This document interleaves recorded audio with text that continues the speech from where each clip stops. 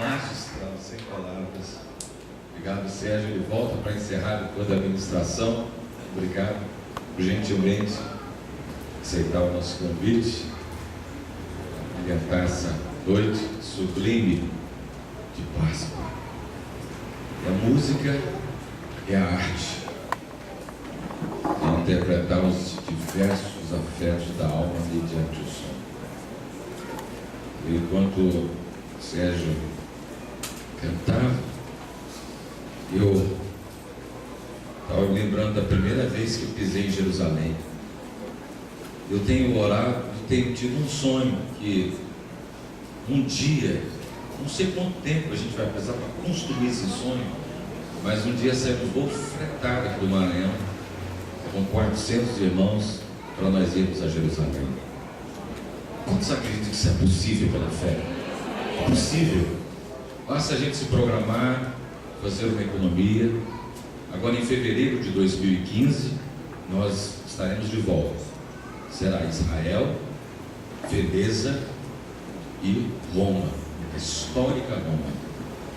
Em Veneza já tem um casal de jovens que vai se casar lá. Já estão noivos, eles programaram esse sonho. Então esse é um sonho que a gente coloca, a gente olha em primeiro lugar. E eu creio que daqui para lá portas vão se abrir.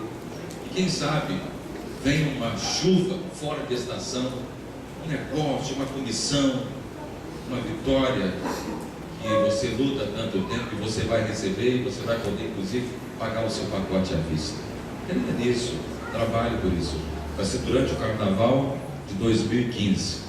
Mas nós estaremos em 2016, 2017, até onde Jesus nos permitir. Agora em 2015 é a nossa quarta caravana. E o lugar para mim, sinceramente, mais emblemático de Jerusalém é o Jardim da Tumba.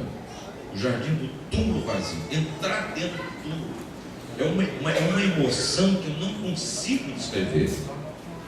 Eu quero ministrar exatamente sobre esse cenário. Abramos nossas Bíblias em Lucas capítulo 24. Lucas capítulo 24.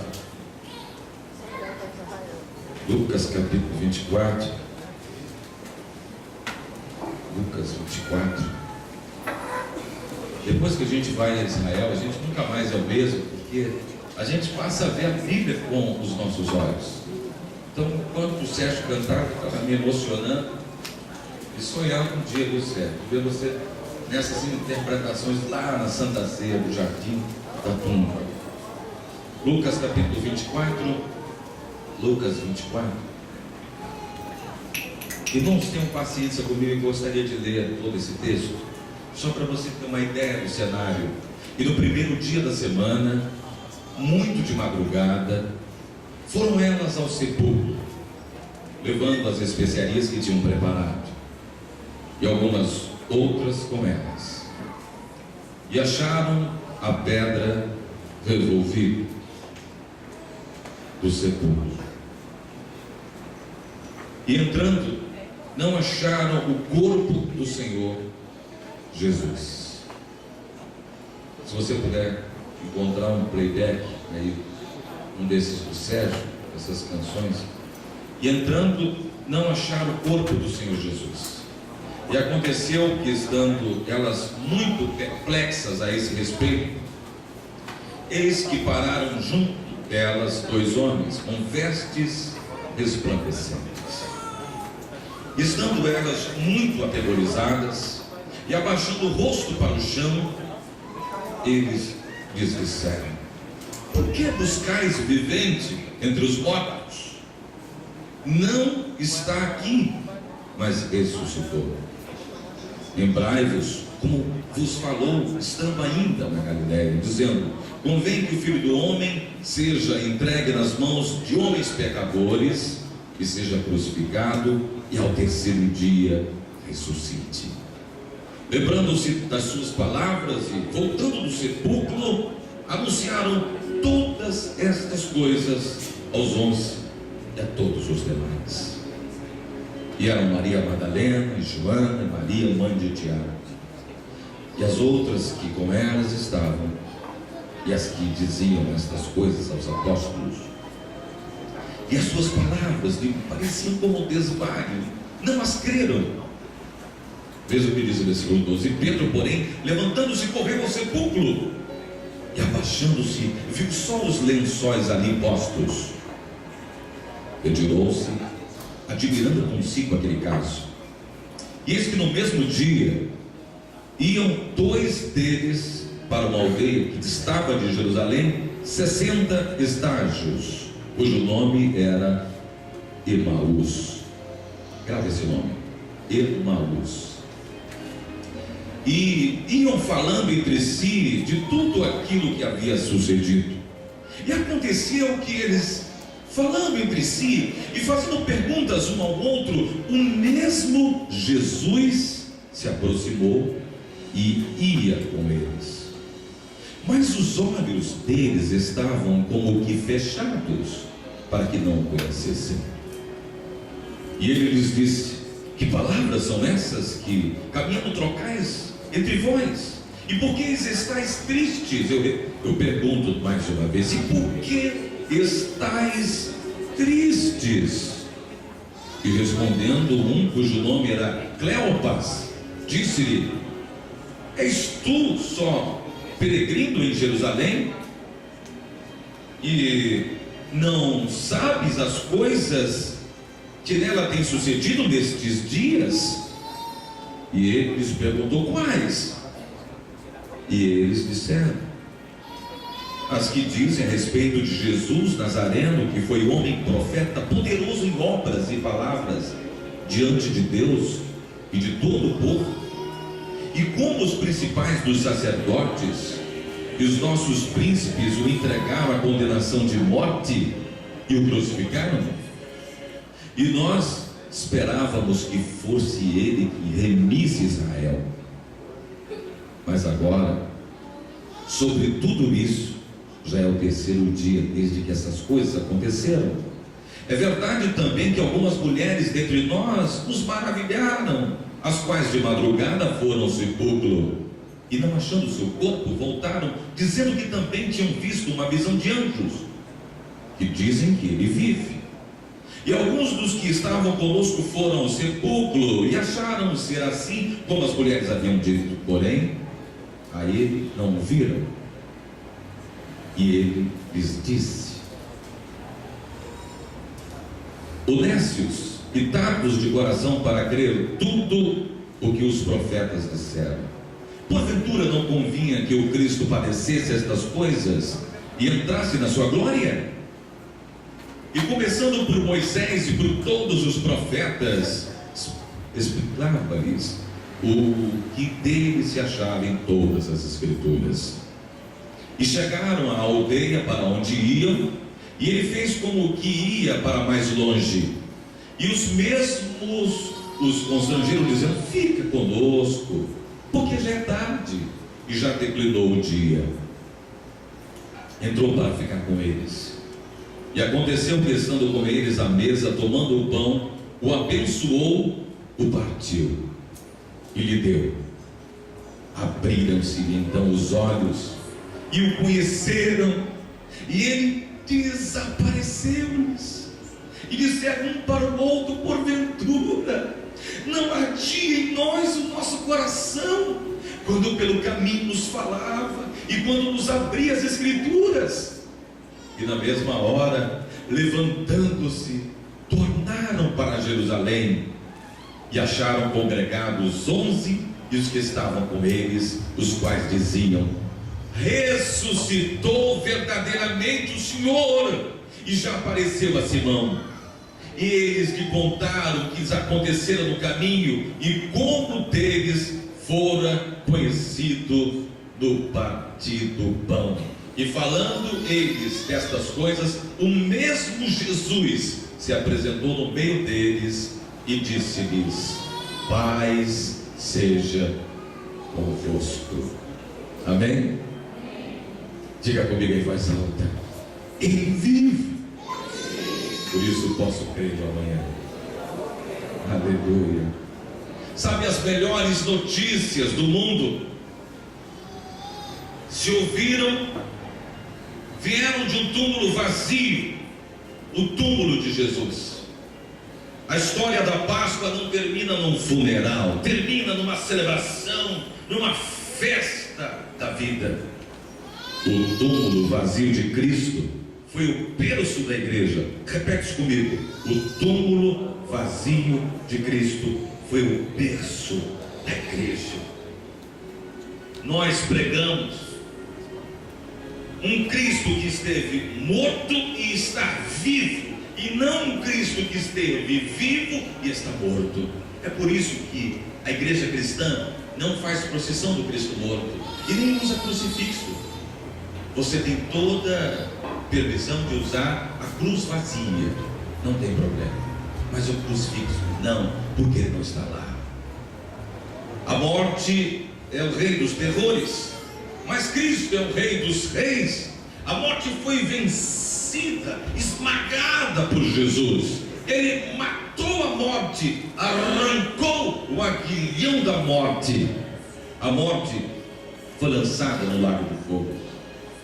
A ressurreição de Jesus é a demonstração do seu inequívoco e supremo poder. Amém? Sabe, a ressurreição de Jesus é um dos fatos mais extraordinários de toda a história. A ressurreição de Cristo e o cristianismo caminham de pé.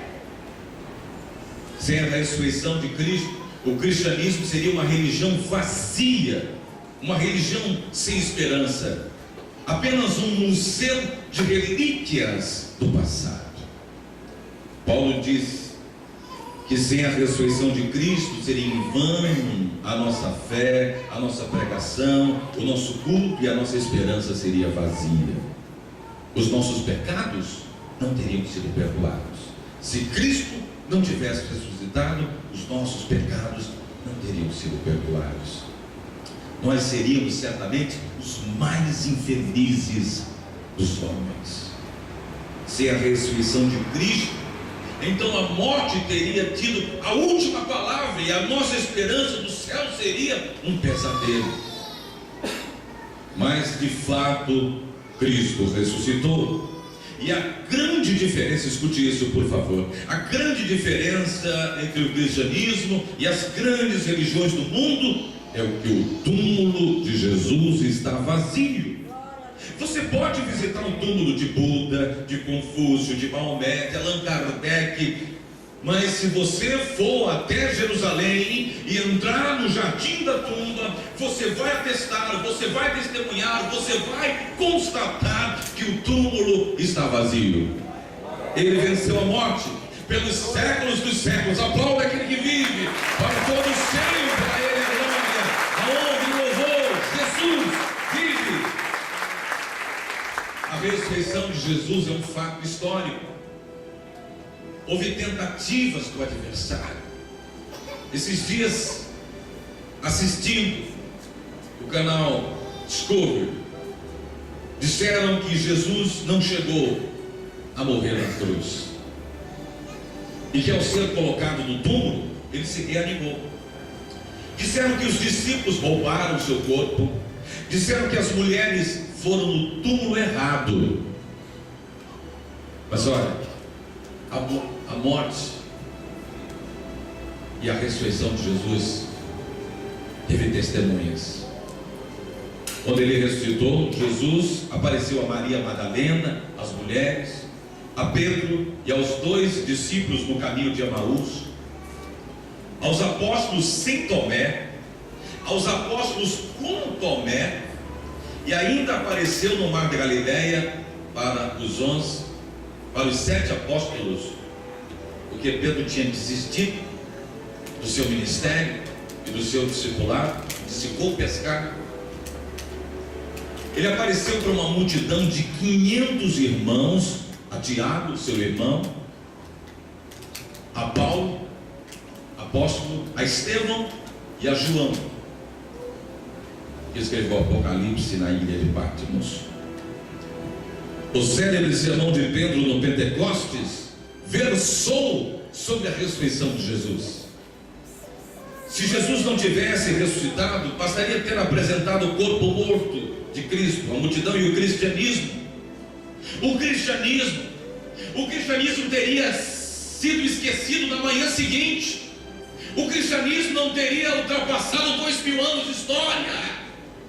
O cristianismo não teria impactado o mundo inteiro. Hoje nós temos cristãos fervorosos em todo o mundo, inclusive na China comunista.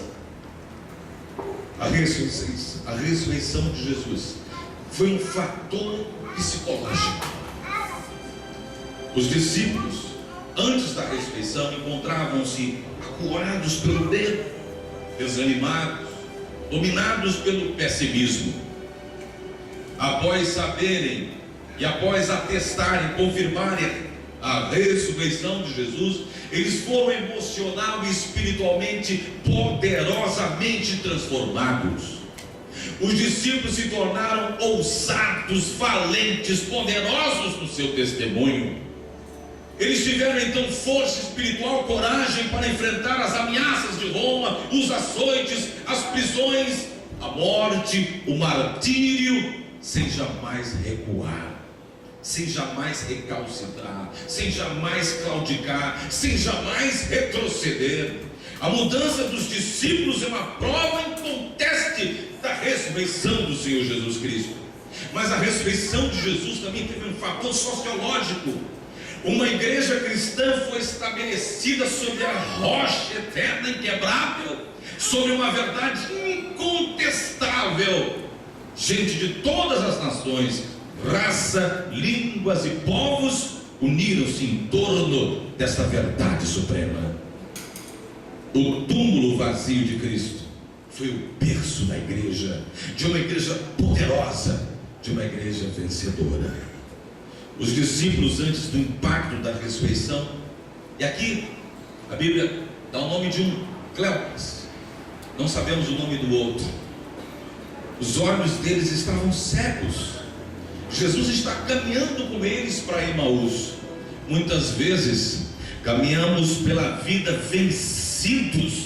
A pessoa já começa o dia vencido, já começa o novo amanhecer vencido, já veio para a igreja vencido, derrotado. Não, você ainda não foi vencido. Amém? Se você está na prova, na luta, no deserto, isso não significa que você foi vencido. Amém? Como se a morte tivesse a última palavra, e como se Jesus não tivesse ressuscitado. Embora Jesus está perto, mas não o percebemos. Às vezes Jesus vem ao nosso encontro, como foi o encontro dos discípulos lá no mar da Galileia, mas pensamos que ele é um fantasma e ficamos cheios de medo. Sabe, a incredulidade, ela coloca uma venda nos nossos olhos. Mas Jesus abre as Escrituras e as expõe para os discípulos e mostra-lhes todas as verdades das Escrituras que apontam para ele através dos profetas e por que a vitória sobre a morte. Mas eles não compreenderam, não entenderam, não porque falte luz para o entendimento, mas é porque falta a visão daqueles dois discípulos. Quando os olhos não são iluminados pela palavra, caminhamos pela vida cabisbaixos, achando que a morte é mais forte do que a vida. Ei! A morte não é mais forte do que a vida. Nós temos um Cristo que derrotou a morte, que derrotou o inferno. Diz a palavra de Deus que as portas do inferno não prevalecerão contra a igreja viva do Senhor Jesus Cristo. Paulo pergunta: onde está a morte, a tua vitória? Onde está? Amém? Sabe, a morte não é mais forte do que a vida, nem tampouco o mal mais forte do que o bem. Seus olhos estavam fechados, a despeito do testemunho dos irmãos. Os irmãos vieram, as mulheres falaram. Pedro foi até o túmulo, ele comprovou, constatou, está vazio. Mas eles ainda estavam incrédulos. Aqueles discípulos já tinham várias evidências da ressurreição de Cristo, mas ainda assim não acreditaram.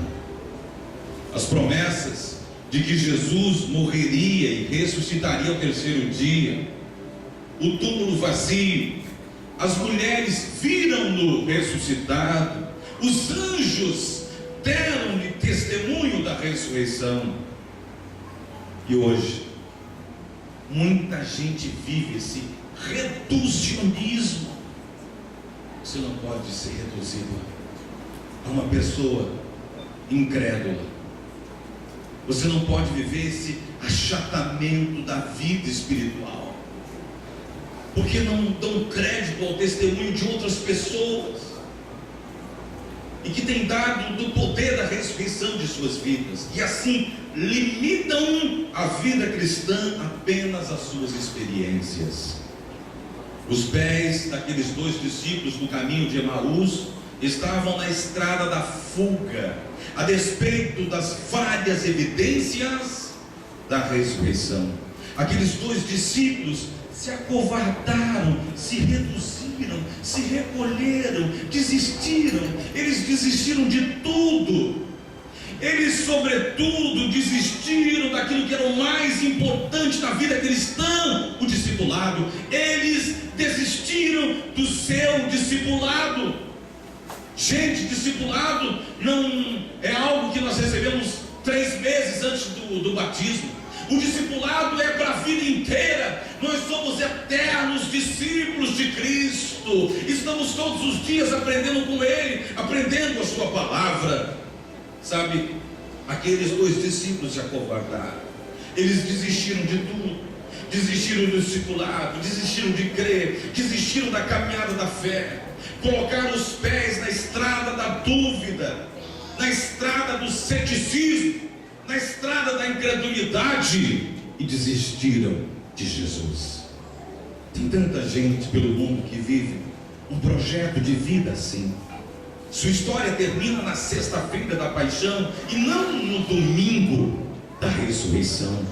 Gente que abandona a igreja, gente que volta a ser triste, gente decepcionada, gente sem esperança, gente sem sonhos, gente que olha para o passado e para as sombras.